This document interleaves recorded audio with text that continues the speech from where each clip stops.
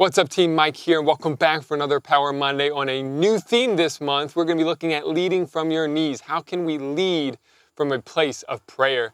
And so this week we're going to be looking at standing in the breach. Let's get to it. One person's prayer can change the fate of an entire nation. We see in the time of Ezekiel the prophet that the people were rebellious, idolatrous, doing all kinds of evil.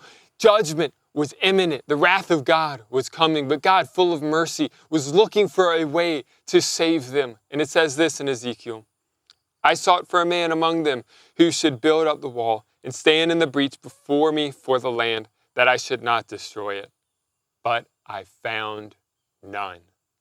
One person could have saved an entire nation from exile and judgment, but God found none.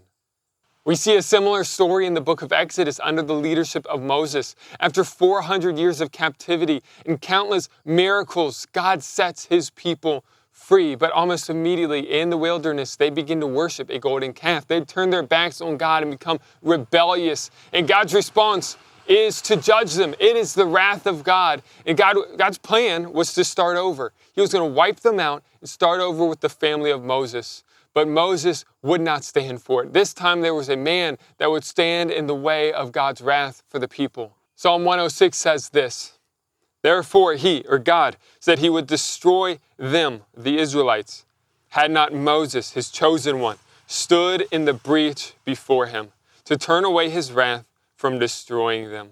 See, the circumstances are eerily similar to that in the time of Ezekiel. But this time, there was somebody to stand in the breach. This time there was somebody who was going to stand up for the people. And as a result, the wrath of God was turned away.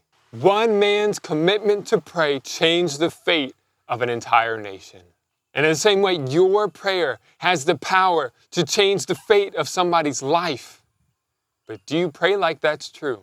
For whom are you standing in the breach? This is not a one-time prayer. This is a daily commitment to intercede for somebody day after day for as long as it takes until we see breakthrough, until we see the hand of God move in their life. Because I guarantee you this, if we are disciplined in our prayer life, the hand of God will move. The futures of the nations, the futures of our friends will be changed forever.